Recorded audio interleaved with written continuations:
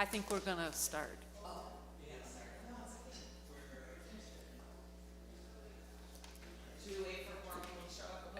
They're going to wander in, but we won't worry about it. Good morning, and welcome to Plymouth Sunday Forum. We're very glad you're here, whether with us in the chapel or watching online. As you drive around Minneapolis and visit your children's schools or libraries or churches or all manner of other buildings, you'll see one facet of Melodee Strong's talent. Large, exuberant community murals, dozens of them, involving their communities in every phase of their creation. She's also won awards for her children's book illustrations.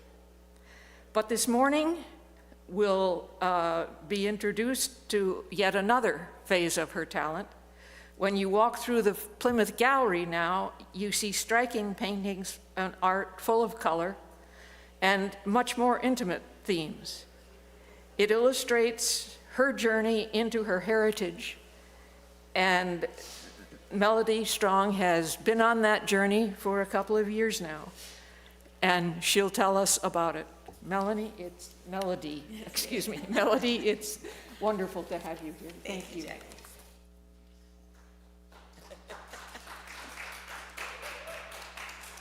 Good morning. So they asked me what I should talk about today in correlation with my show that's in the Fine Arts Gallery. And I decided to kind of talk about what the show is really kind of about, and that's kind of unlocking the history of my lineage, and then how do I move forward.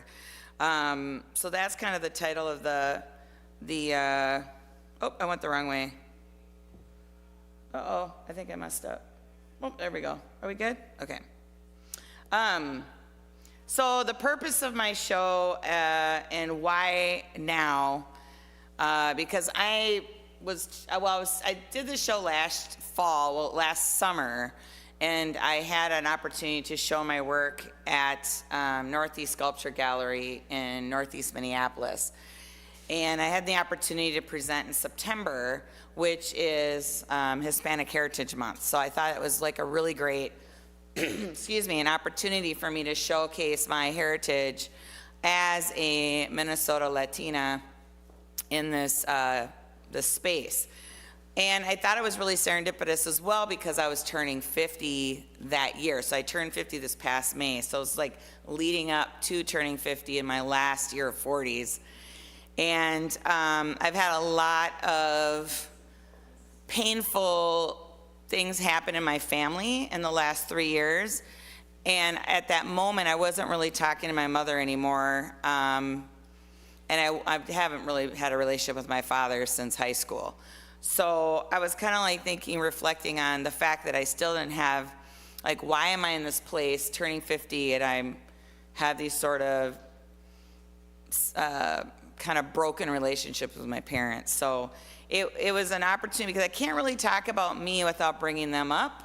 I don't think any of us can talk about our story without talking about the lineage or the bloodlines that came before us, because we are who we are from our parents and our culture and our heritage, depending on, how we've been raised in our home, but also societal culture, right? So, this is my story. It happens to be a Latino story, but it's still an individual Latino story.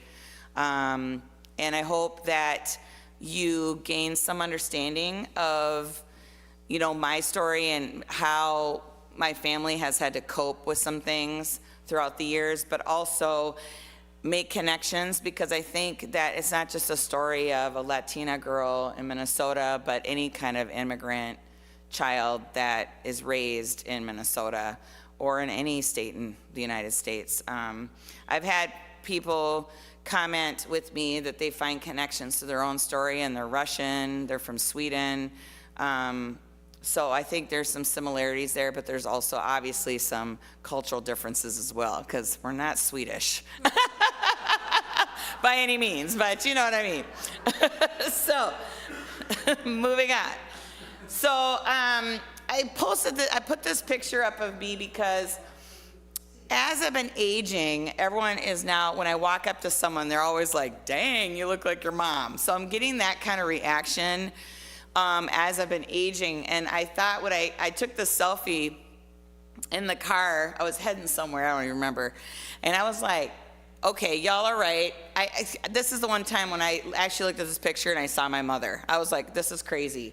I definitely have my mother's eyes. So like, I'm always intrigued too with just like our physicality of how we become our parents physically too. And like, as we age, we kind of become and take on some of the characteristics. I mean, you'll see this in children that aren't even raised by the parent that, you know, like I'm a single mom, and I used to see my son make mannerisms of his father, and his father wasn't even living in the same state. So it's just like things like that that are always intriguing to me. And I think it's funny how like, as I've aged, I kind of, and I think even with babies too, as they're growing, they kind of look like mom for a little bit, and then they go back to looking like dad, and as they change and grow. So yeah, so I have this connection with my mom, I think more so now than ever. So this is what I'll be talking about, kind of my outline, based on my show and the work in my show. Basically the historical kind of context of my lineage, my family, then moving into culture and how they kind of have this little clash, so to speak. And then talking a little bit about assimilation, and then my personal experience from all these things and how they wrap up into my now line that I'm passing on to my son. So when I'm talking about the history, it's mainly looking at the trauma of my parents. So both parents have suffered significant trauma in their life, some physical, but mainly emotional, and kind of traumatic events in their life that I think affected a lot of who they are and who they've become and who I am today. So on my father's side of his trauma, there's three main events that I consider my dad having these sort of traumatic events that have changed his path or affected his life. The first was losing his brother in high school.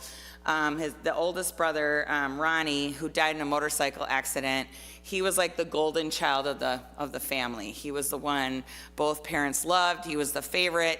The two younger brothers, which is my dad and my other uncle David, they looked up to him as well. He was like perfect. Is what I heard. And then he dies. And it was very, very traumatic to the whole family because he was like God in their eyes. And so I think my dad never really dealing with that and never having a family to deal with it, to help him deal with it as a kid, I think just made things worse when he went to Vietnam. So I put on there Vietnam, need I say more? Probably the worst war any vet has been through. They got no support when they got home. They had a whole world against them.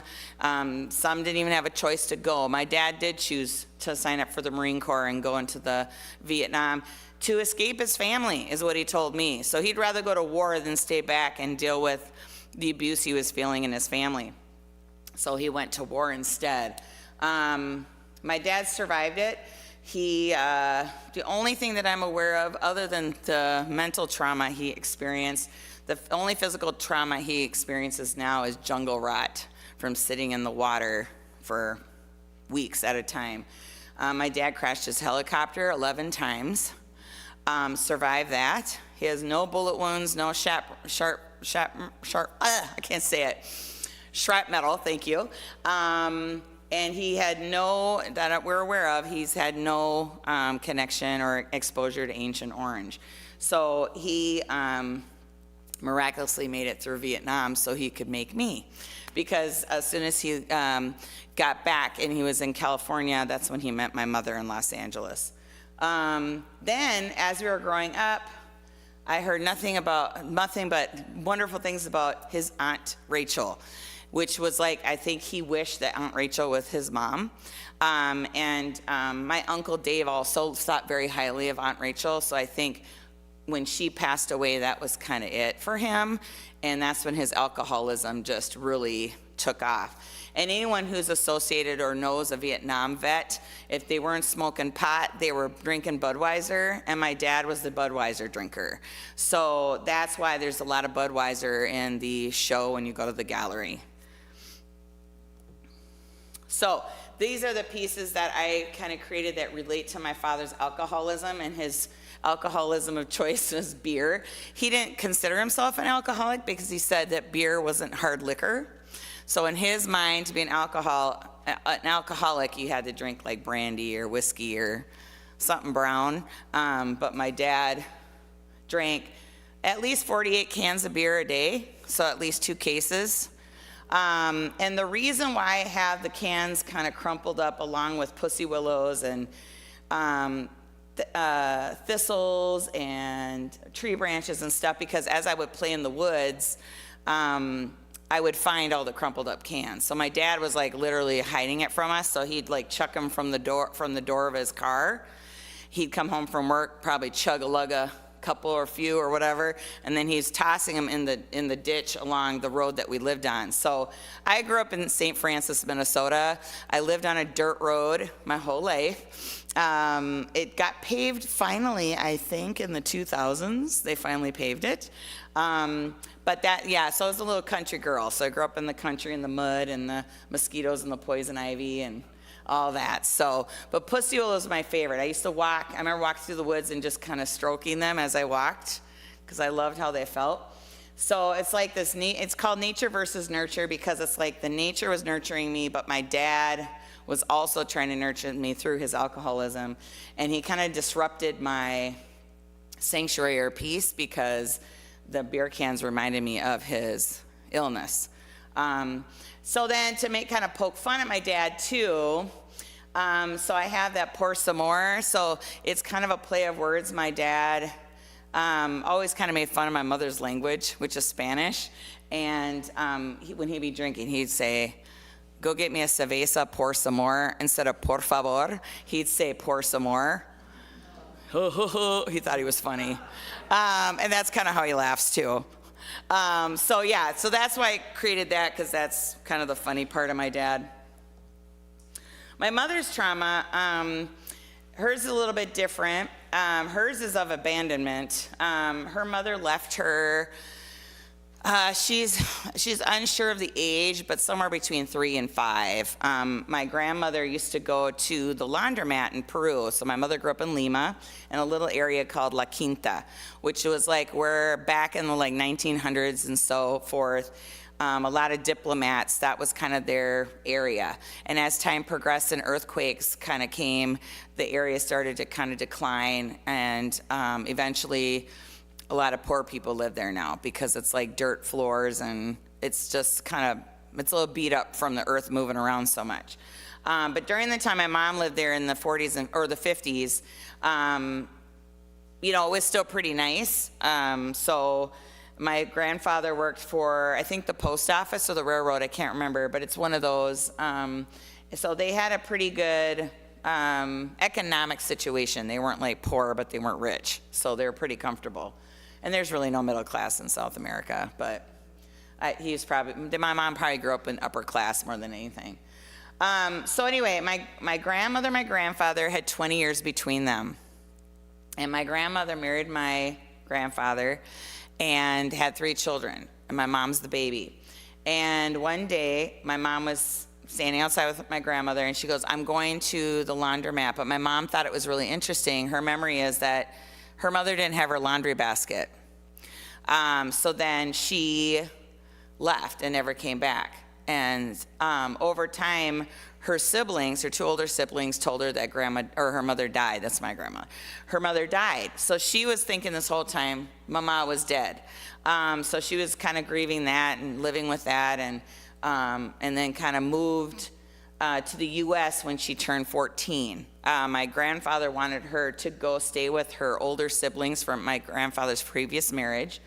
So again, remember, there's 20 years difference. So there's like 20 years difference between aunts and uncles, and there's 20 years difference between like cousins and stuff, right? So my mom moves to the United States, LA, and then she moves in, becomes a teenager in the 60s in Los Angeles. So my mom's all about the Hollywood glam, and she's got her little bouffant hairdo and her little mini skirts and her high heels and her makeup, and oh my gosh, my mom was gorgeous. And so she had the trauma of moving and all that entails that, her expectations, her assumptions, assimilating, and then racism, of course. And then my dad's abuse, which we'll get into in a little bit. I think this is easier for me to use. So these are the pieces that kind of relate to my mom's trauma. So that's the laundry basket. So that's a picture of my mother and my grandmother, and my grandmother's kind of peeled away, kind of absent from my mother, and falling into the laundry basket. And then the other piece is created with an actual map from 1966 of Los Angeles. So it's a vintage map. I hated cutting into this, by the way. I was like, oh, but I had to do it. The reason why there's a Statue of Liberty in Los Angeles is this is one of those expectations or assumptions my mother had watching all the Westerns and American TV in Peru, is that she thought she was automatically gonna see the Statue of Liberty everywhere she landed in the United States, not realizing that the Statue of Liberty is in New York. But so she was like looking out the window like, "Donde está Lady Liberty?" She was like looking for her, trying to find her. And so it's like this big joke with my mom, like, "Mom, where's Statue of Liberty?" So I actually stenciled and cut out the Statue of Liberty from the LA map. But I was happy to find that map. That was so cool. And then the trauma of my mother's experience with my dad, which obviously affected me because I was witness to that trauma. And I have a lot to say about that. There's so many layers to the way my dad verbally abused my mother, especially when he was drinking.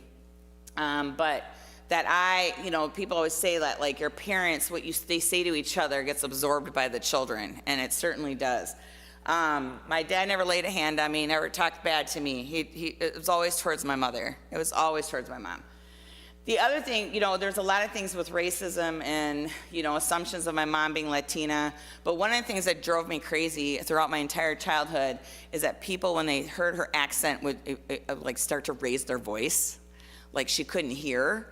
And it's like, no, I'm not deaf. I have an accent. I just speak another language, but you don't have to talk 10 decibels higher just because I don't understand your language. I'm not deaf. I can hear you. So that was always kind of an interesting thing that I noticed throughout the years, is that, one, they assumed my mom's dumb, and two, they assumed that she couldn't hear.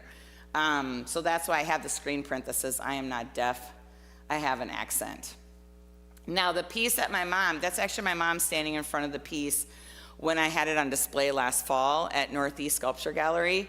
And so the piece shows my favorite wedding picture. It's a candid shot of my parents on their wedding day in 1971. You'll see my mom. She's so Hollywood glam. Like, she loves Sophia Loren. She loved Priscilla Presley. And of course, you can tell my dad was pork chop. Sideburns. He was a fan of Elvis. So they were like a match made in heaven, because they were like Elvis and Priscilla. And it's just a beautiful photograph, because he's like kissing my mom on the forehead and she's leaning on him, and it's just so lovely, and it's so 70s, and I love it. And then I have kind of like their wedding pictures kind of melting or like dripping into the bottom painting with my mom crying. And I call this piece Hard Rain, because that was sort of the defining moment of my mom and dad's getting a divorce, because that's the first time that I'm aware of. My mom did keep some things for me, but this is the first time my dad deliberately put his hands on my mom. And it was during a very hard rain thunderstorm night. I had my foster brother in the back seat with me. I think my sister was in the front. And I just remember we were pulling up and my dad was there. My mom said, "Y'all kids stay in the car." She went in. Next thing I know, she's coming out screaming. But all I can hear is the windshield wipers, because it was so hard. All I heard is the rain falling on top of the car. And my dad did not make eye contact with me. That's how I knew he was guilty of whatever he did to my mom, because my dad never had a problem looking at me in the eye. And he went straight to his car and he took off. And my mom, up to this day, has always had problems with her vocal cords. So my dad did put his hands on her neck and try to choke her. The one thing I did reassure my mother, because she kept saying, "You tried to kill me." And I'm like, "No, I think you'd be dead if he was really trying to do that." You have to understand, he's a Vietnam vet, and he's a Marine. He knows how to kill with his hands. And the fact that he let you go, he was just trying to scare you. Obviously, he did a really good job of it. But that was pretty much the defining moment that separation was no longer a separation. It was a solidified divorce.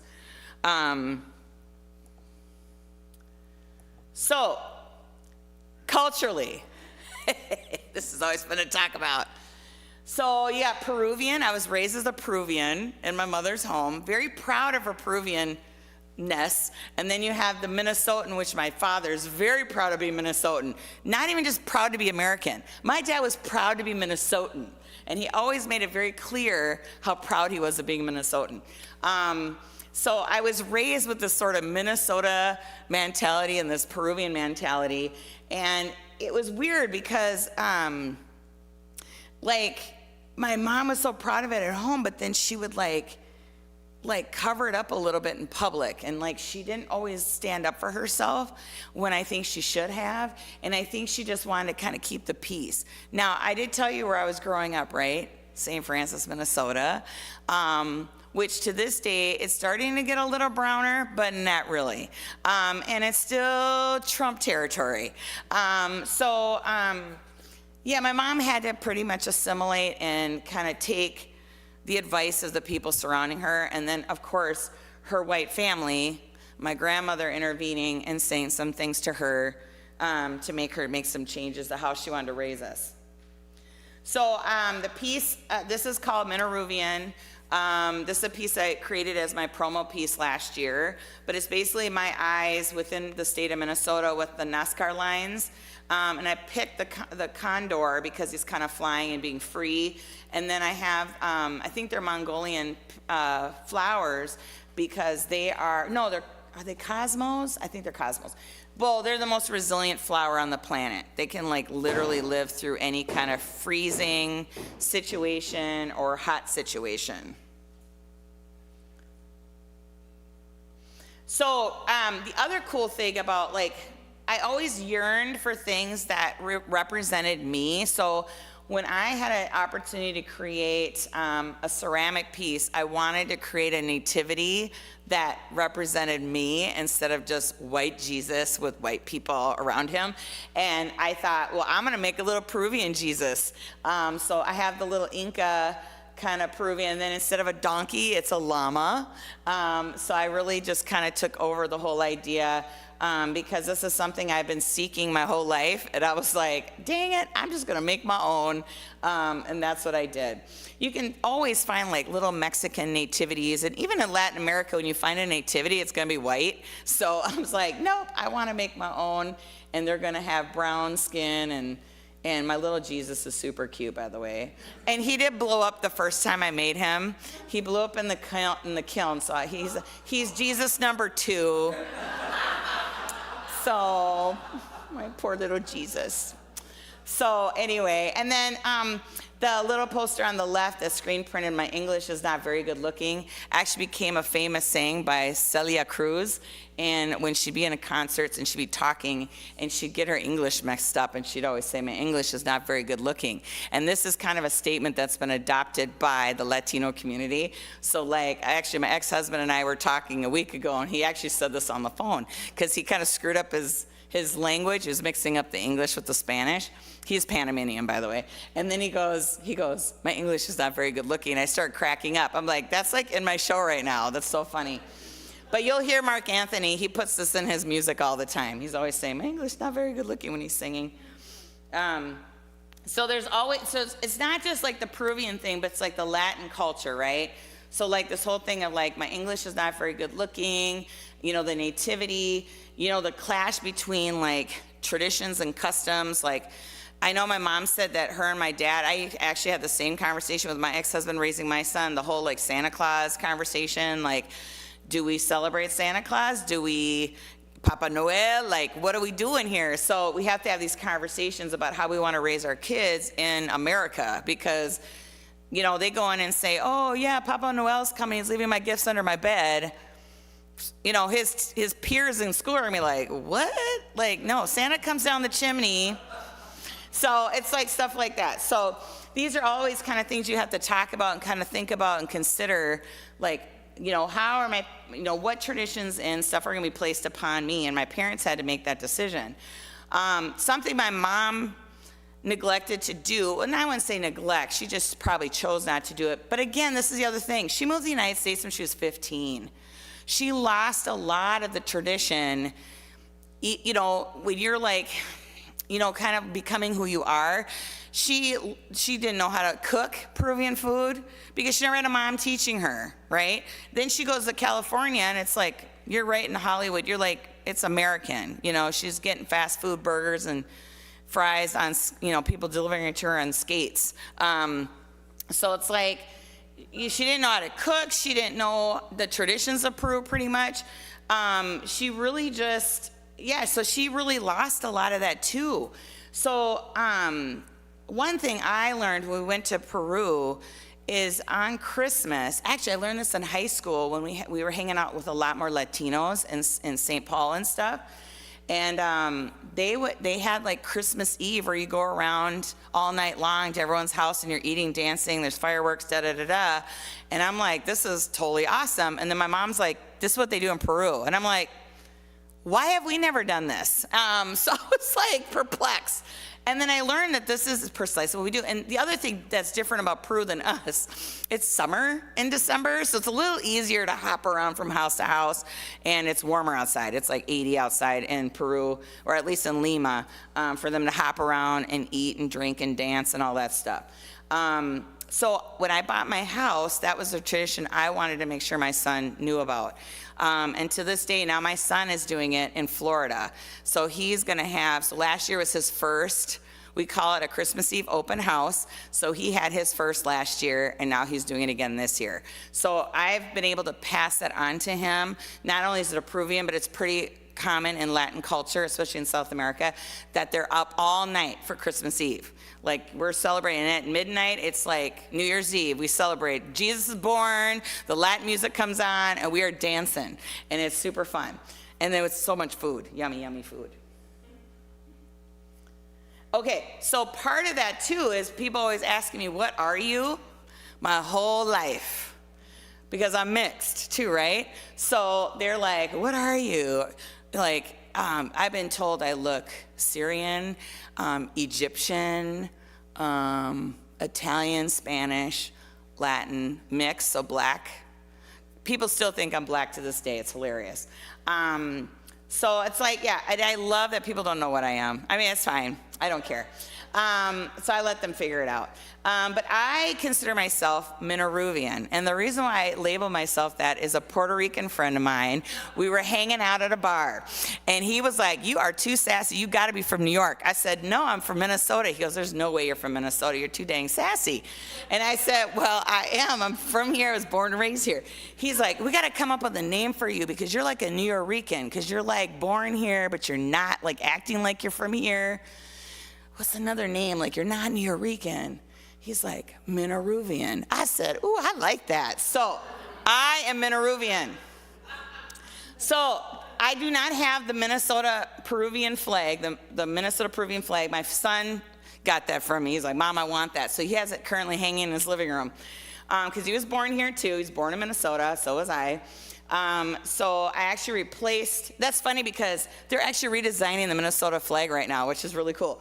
But I redesigned it by putting Machu Picchu in the middle instead of whatever was there, some farmer dude.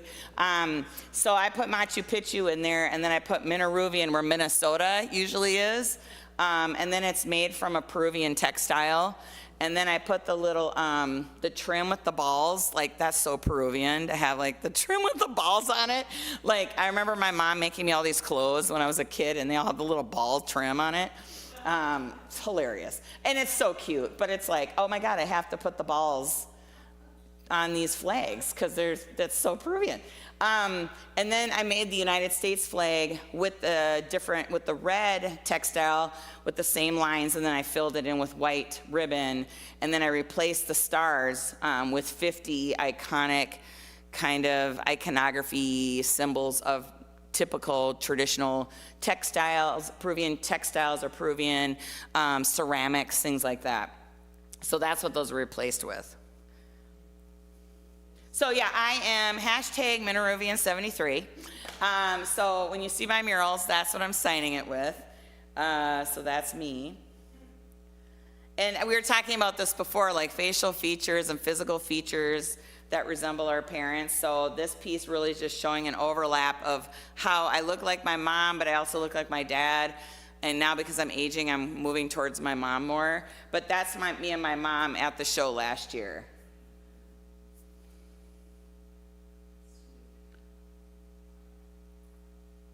So up to this point,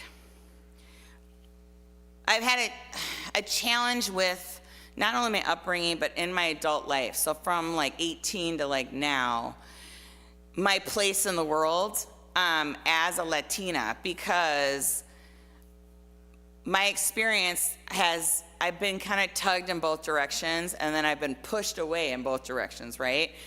So because I'm half Latina, half white, you know, I'm accepted for some things on one side, but I'm not so much on the other. So I've always challenged with being accepted as a Latina. I'm not fluent Spanish speaker either, so that has been a huge challenge in me feeling a part of my people. And it's also been a problem in the past for my people to accept me, including my family. Some of my family members would get on me because I didn't know Spanish, and they get on my mom for not teaching me Spanish. But again, I have to remind you, where did I grow up? And my mom being basically the only Latina that we were aware of in St. Francis, Minnesota, it was a challenge for her to instill that language in me. Now, my understanding is I was bilingual up until I got into school. And back then, they discouraged you to speak both languages in schools. So teachers really discouraged my mother from continuing to speak Spanish at home. Her in-laws were also a negative impact on that too. Her white family was telling her, you're in America now, you need to speak English. So they just had a whole different idea. And the difference between Minnesota and LA, see in LA people were able to still be Spanish speaking because there's a huge population of Spanish speaking people there. So she was kind of confused, but then she wanted us to assimilate. She wanted to assimilate so we could be comfortable in growing up where we were. And she wanted us to be safe. So, I mean, I don't blame my mother at all for making that decision. I think she had to do what she needed to do to survive. But again, both my mom and me and my sister have both felt the brunt of that decision our whole life. So when I had the show last year, I'm gonna try not to get emotional because it was like really an emotional moment. I hired some Peruvian dancers to perform the marinera and all that, because I wanted to expose everybody not only to my culture as a Peruvian, but the dances and the food. So I had Peruvian food as well at the event. And they had me dance with them and all this stuff. And afterwards, when they heard me talk about my work and the whole like Minaruvian thing, and they all came up to me, and the only guy dancer, he says he's been living in Minnesota for about 35 years, and he hasn't been back to Peru in about 4 or 5 years. And he said this was the first time he actually felt like he was in Peru in Minnesota. Yeah, I just got goosebumps, say it again. And I just started crying. And he was crying too. And I just said, thank you, because I always felt not accepted because I am the other, or I'm half, or I don't speak Spanish. And he just embraced me. He goes, no, this is like the first time. And they all hung out. Like, they performed, and they were there till we closed. Like, they partied. They were there to look at the art. They were talking to people. They were there the whole night. And they were only supposed to do 3 dances. They ended up doing like 8. Yeah, it was just awesome. So that made me feel really good. Like, I was finally like accepted. It was like that affirmation, right? Yeah, welcome to Minnesota. So I already talked about this a little bit. Okay, so some of my pieces relate to my experiences in school, my community, and the body image. So I already kind of talked a little bit about school and community. So these are the pieces that kind of connect to that directly. So I have this like, I don't know how vintage it is, but it's pretty vintage school desk. It's foldable, but that's where it says we speak English in America. So that was kind of like that whole experience I had in elementary school when I was saying funny words and my mom was saying funny words, and they just encouraged me to only speak English moving forward. And then when I got into college, I ran for the Miss Embajadora de España program, which is kind of like the Black Minnesota, and I represented Peru. And everyone thought I probably should have won. But the problem was on the night where you're all dressed up and glamorous and you're walking across the stage and you're answering questions and everything. Prior to that, I had asked the organizers, how do I answer my questions in Spanish or English? What's the expectation? They said, you answer however you're comfortable. And I said, okay, cool. So obviously I'm going to speak my first language, which is English. So I go out there. I'm probably like halfway through answering. So it's like there's several contestants before me answering questions, and then I go up there. And I answer the question. I don't remember what it was. I answer the question. And all of a sudden, there's this chanting that starts in the audience. Spanish, Spanish, Spanish. So here I am, I'm 19 years old, I'm standing on the stage, and now I'm being ridiculed and bullied into speaking Spanish on stage with all my nerves in a gown. And so the MC dude, he goes up to me and goes, will you translate in Spanish for the audience? And he didn't do that to anybody else. The audience didn't do that to anybody else. So somebody found out that I don't speak Spanish, and they wanted to put that on display. So I basically just said, I'm not able to. And then I just basically stood up there and defended my mother. I'm kind of that way. And that's probably why the guy said I deserve a name called Minaruvian. But I stood up for my mother, and I kind of basically just told you guys the same story. My mom had to make a decision. We were in rural Minnesota. We didn't have any Latinos. We had no support. Family didn't support her. I'm not mad at my mom. She had to do what she had to do. And I probably could I probably could translate, but I'm super nervous, and I don't want to butcher the language that I think is so beautiful. Got off stage, ended up getting 6th runner-up. I got Miss Congeniality. But I had so many people come up to me after saying, you should have won, and that was really dirty. Whoever did that, whoever started that was really dirty, which is fine. I mean, I didn't need the crown, whatever. I was really just there to represent Peru, and I was really proud of that. I got to wear the Peruvian costume, with the hat, and the same thing I did for my little ceramic nativity. I wore that. I got to wear my poncho, so I was really excited, and then I got to wear a really pretty pink gown for the gowns part. So I was really proud of representing Peru, and I was proud that I stood up to bullies, and I was proud that I was able to speak on behalf of my mother, which I think I've been doing a lot my whole life. I've been kind of standing up for her.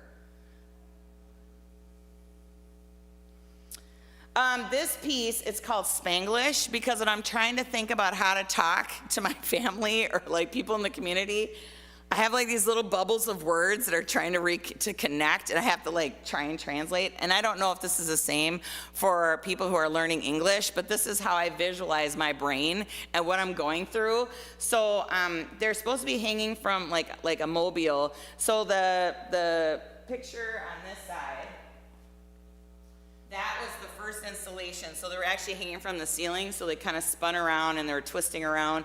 So each little ceramic piece has the English word and the Spanish translation on the other side. So it's kind of like always turning around, bubbling around.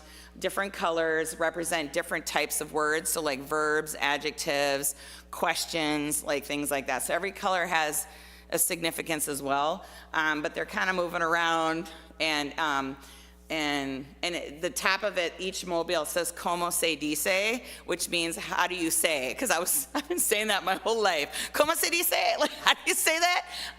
And I even asked it to my Latino students in class. I'm always like, "Yeah, okay, dibujo su ¿Cómo se dice?" So it's like doing that with my kids.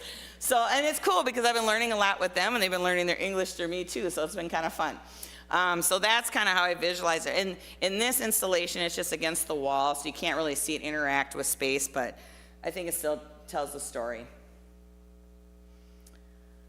Now, when it comes to like my body image, that's been a struggle. I think that's a struggle, for probably anyone, but I think it's like anyone has struggle, right? Because there's expectancies for men, I think, as well. I'm not trying to exclude men.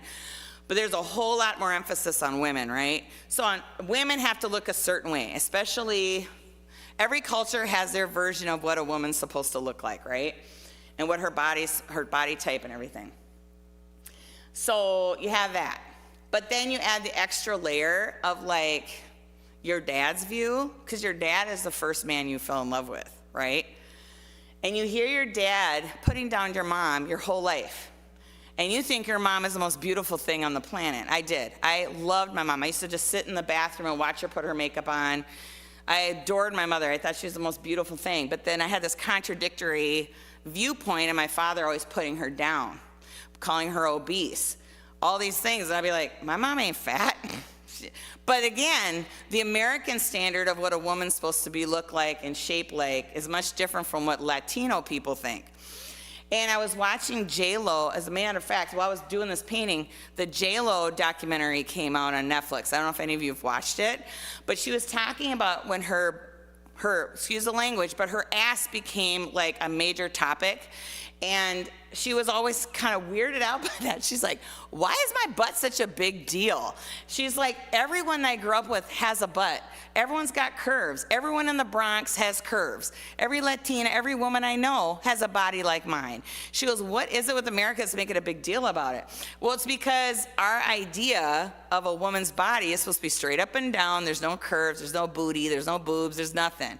You're just straight up and down. You're supposed to be a Victoria's Secret model. You're not supposed to eat. You're only supposed to drink water. You know what I'm saying? So that's like the American version of a body. Now, that luckily for us, that's changing, right? We're seeing a slow change into that idea. But it took people like, you know, J-Lo to come across to make that change happen and be more acceptable. I mean, I think Lizzo's even making it even more so, right? That we have this wide range of body types that we can love and be loved. So I'm watching that and I'm like, God, that's amazing. She grew up with that. I didn't. Everyone I grew up with was Anglo. Okay? They were all skinny. Especially in high school. All the white girls were skinny. And even my black best friend was skinny. She was athletic. She had a little booty because it was like athletic booty. But she was skinny. All my friends wore size 3s and 6s. I'm telling you, because you know how we swap clothes as teenage girls? That's what we do. And I could never swap with my girls because I was like a size 8 or a size 10.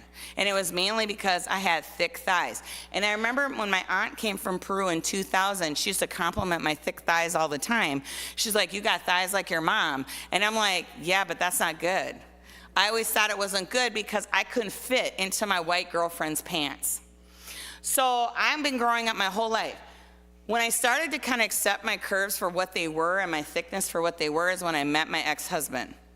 He is from Panama. When he met me, I was down to a size 6 because I was now in college and broke and I was a poor art student. So I lost a lot of weight. And my husband told me, he goes, we need to put some meat on your bones. You're way too skinny. And I'm thinking, that's not what I heard growing up. My dad was calling my mom obese. And now you're telling me I'm too skinny? Like, talk about mixed messages. So I put on a little weight. Now I've really weighted. Now I got a lot of weight on me now. But so hearing J-Lo, reflecting on my childhood, reflecting on me growing up, I just kind of was trying to accept who I was and my body type and understanding like, yeah, I'm still beautiful. But it wasn't until my aunt sent me pictures. That's my aunt, that's my tia. She just visited, so you can see she saw it in the actual gallery today. But she sent me all this literature about these amazing Inca women warriors. And I was like, oh, this is awesome. This is my blood. Because I was feeling really depressed these last few years, and I'm not going to get into why, but there's a lot going on in my life, and I was really low. And her sending me this, you know, just reassured me that this is my bloodline. That's kind of primarily why I call it like bloodlines and all that. So I have this piece is multi-layered. It's talking about, it's called My Curves Are Legendary. For one, because I've gotten from my mother, but it's also the Inca story that comes from my mother's bloodline as well. And then there's a lot more detail as to that. And then the the turtle represents my son in my abdomen, my womb area, because part of these curves are his fault.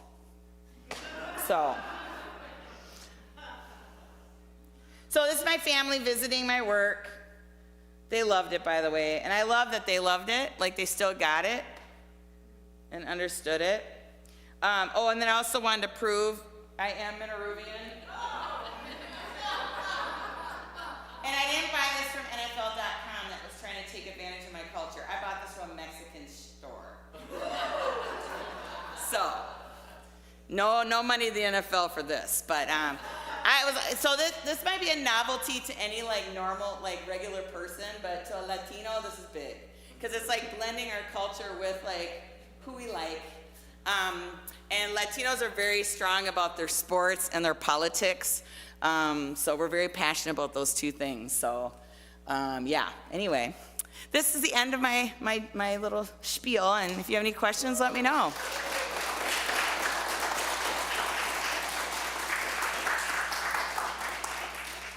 Thank you so much. You're welcome. And we have time for maybe 2 questions. Does anyone have a question for Melodee? Well, I'd love to hear about your murals. So I sent a lot of people the interview of you by the Campus Foundation video. And it's just so, they're just so phenomenal. Thank you. Yeah. And how you got into that. And Yeah, so I became a muralist kind of by accident. I was illustrating children's books, as was mentioned by Jackie earlier in my bio. And then in 2007, 2008, during the housing crisis, a lot of illustrators were losing work because a lot of companies were going to like stock photography and stock illustration. And then when it came to children's books, you'll see like, if you look back at that time, a lot of the books that were selling or being promoted were all celebrity written books, like the Madonna children's books, for instance. Because those were like a sure thing, right? They knew like people were gonna buy Madonna's book, right? So like everybody was kind of losing work. I mean, even Nancy Carlson, are you guys familiar with Nancy Carlson, local illustrator? She was coming to me at U-Truck, because I was working part-time there, saying if we had a job for her, because even she was not getting work. So it just tells you how bad it was. So I was working at Minnetonka Center for the Arts and started doing some community outreach stuff, like teaching little kids how to draw like stories at a library, stuff like that. And then the school from Wayzata School District approached them and said, hey, we want to do like a mural project with the art teacher in our building. So then she asked if I'd be interested, and I, jumped head first in the deep end. So I went, I was like, sure, I'll do anything. So then we started to do we did like little canvas. They're not technically murals, they're paintings, but they call them murals because they're large scale, on canvas, and they hang. So we did those, and then the art teacher said, do you know what we pay Minnetonka Center for the Arts for you to come here? I'm like, no.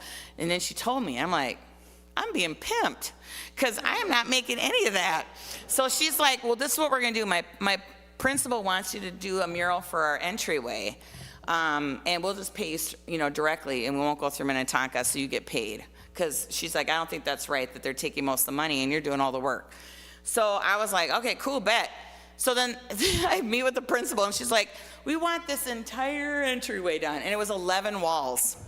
And I was like, I don't know how to do this. So anyway, it took me 6 months to get it done. That would never happen anymore because now I know what I'm doing. But that was sort of the beginning. And the process and the way that I did things then that I discovered is now exactly how I do it now. So I was able to like work all the kinks out in that first project to make sure I can do it now. So that was the beginning. Now I'm doing more commission-based, where people are coming to me and saying, I want you to do the mural, not community-based.